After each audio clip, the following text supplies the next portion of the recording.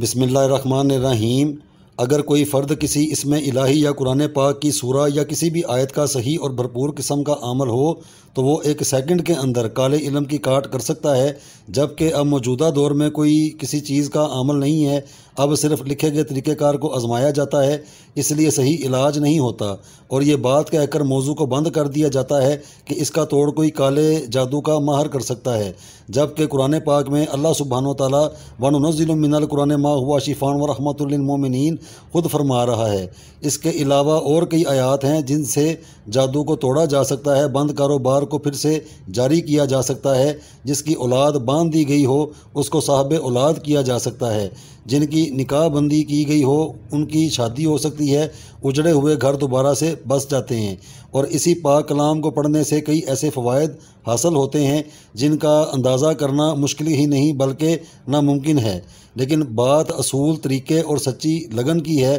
تاکہ اس کلام کو پڑھنے کی بجائے سمجھا بھی جائے اور اس کے ذریعے سے حاصل ہونے والے فوائد کو حاصل کیا جائے۔ اس میں کچھ تھوڑی بہت محنت درکار ہوتی ہے لیکن مقصد ضرور حل ہو جاتا ہے۔ اب آپ خود دیکھ لیجئے کہ اس کلام کے کتنے فوائد ہیں۔ اللہ سبحانہ و تعالیٰ کی رحمت غالب آئے گی، کام اپنا ہی ہوگا، اللہ کی مخلوق محبت اور پیار کی نظر سے دیکھے گی، اللہ سبحانہ و تعالیٰ تمام گناہوں کی بخشش فرمائے گا، اللہ سبحانہ و تعالیٰ عرش پر اس کا ذکر کرے گا جو اس دنیا میں اس کا ذکر کرے گا، رحمتوں کا بے تحاشا حصول۔ اب اس سے آگے بیان کیا جا سکتا ہے؟ وَنُنَزِّلُ مِنَ الْقُرْآنِ مَا هُوَ شِفَاءٌ وَرَحْمَةٌ لِّلْمُؤْمِنِينَ۔ میں اس بات کا دعویٰ کرتا ہوں کہ جو کوئی بھی فرد اس آیت کو ہی 1.25 مرتبہ پڑھ کر جس کسی کو دم کرے گا تو وہ اللہ کے حکم سے بالکل ٹھیک ہوگا۔ بڑے سے بڑا جادو اور کوئی بھی بد کلام اس کے آگے کوئی معنی نہ رکھتی ہوگی، لیکن کوئی محنت نہیں کرتا اور خواہ مخواہ کلام یا عمل کو بیکار کہہ کر اس سلسلے کو بند کر دیتے ہیں۔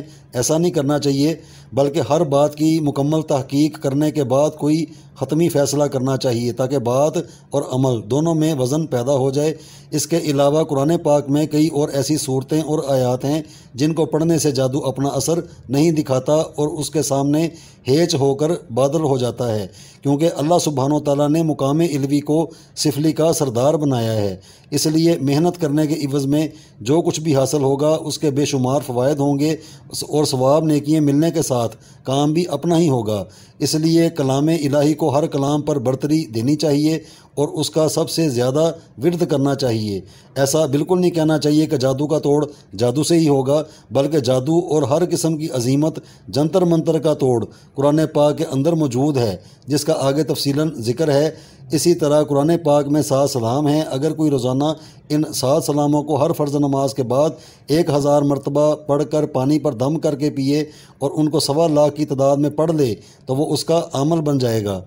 پھر جس کسی کو بھی دم کیا جائے گا یا دم شدہ پانی پلایا جائے گا وہ اسی وقت صحت یاب ہوگا، یا ان نقوش کو سفید کاغذ پر زعفران سے بنا کر پلایا جائے اور گلے میں باندھا جائے تو اللہ سبحانہ و تعالیٰ کے حکم سے شفا مل جائے گی۔ اسی عمل کو کرنے کے لیے اگر پرہیز جلالی و جمالی کر لی جائے تو سونے پر سہاگے والی مثال بن جائے گی، یعنی ان 7 سلاموں کو ایک ایک مرتبہ پڑھ کر تسبیح کے ایک دانے پر شمار کیا جائے، اس حساب سے کوئی بھی 1.25 مرتبہ ان سلاموں کو پڑھ لے گا وہ ان کا عمل بن جائے گا اور اس کے عوض میں حاصل ہونے والی طاقت اس کے قابو میں آ جائے گی۔ پھر اگر کوئی جادو میں مبتلا ہو تو اس کو یہ تمام سلام زعفران سے لکھ کر دیے جائیں، ایک کو گلے میں باندھا جائے اور دوسرے کو گلاب کے عرق یا سادے پانی سے دھو کر پیا جائے، اللہ کے حکم سے شفا ہر حال میں ہوگی۔ انہی 7 سلاموں کی بدولت بڑے سے بڑے جادو کا خاتمہ کیا جا سکتا ہے جو آگے درج ہوگا۔ ہر سلام کی تکثیر کرنے کے بعد اس کے اثرات 100 گنا زیادہ ہو کر اس فرد کو ضرور شفا پہنچاتے ہیں جو جادو جیسی قباحت میں مبتلا ہو۔ اس لیے میرا دعویٰ ہے کہ جو کوئی بھی فرد ان سلاموں کو نقوش کے بغیر پڑھ کر دم کرے تب بھی یہ اپنا اثر دکھائے بغیر نہیں رہیں گے۔ اگر کہ صبح نہار منہ روزانہ 21 دنوں تک ان 7 سلاموں کو چینی کی سادہ سفید 7 پلیٹوں پر زعفران سے لکھ کر باری باری گلاب کے عرق سے دھو کر پیے تو 100 سالہ پرانے امراض بھی جل جائیں گے، اور ہر قسم کی بیماری میں اس عمل کو کیا جائے اور مریض کو کوئی ایک سلام زبانی یاد کروایا جائے تاکہ وہ اسے اپنا ورد بنا لے، اور اس عمل سے جادو ٹونا اور دیگر کئی مخفی مخلوقات کا خاتمہ ہوتے ہوئے شفا ضرور ہوگی۔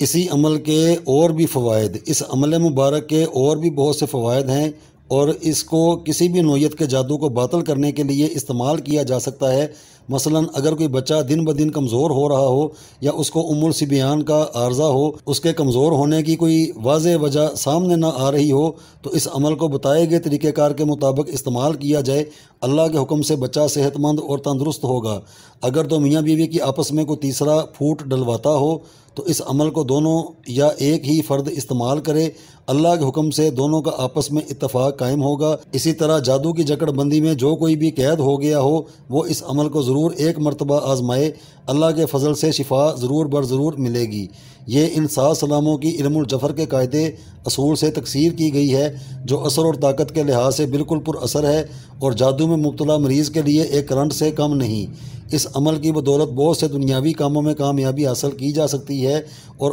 اس کے ذریعے بڑے سے بڑے جادو کا خاتمہ کیا جا سکتا ہے۔ اگر کسی کو ان 7 سلاموں کا عامل بننا ہو تو وہ روزانہ ان 7 سلاموں کے نقوش کو 72 مرتبہ لکھے، یعنی ایک نقش کو 72 مرتبہ لکھے اور انہیں آٹے میں بند کر کے گولیاں بنا کر دریا میں مچھلیوں کو ڈال دے، اور ان 7 سلاموں کو نوچندی جمعرات والے دن سے پڑھنا شروع کرے اور 1.25 لاکھ کی تعداد میں ان 7 سلاموں کو پڑھ لے۔ پرہیز جلالی و جمالی کا مکمل طور سے خیال رکھے، اللہ کے فضل و کرم سے اس نادر و نایاب عمل کا عامل بن جائے گا۔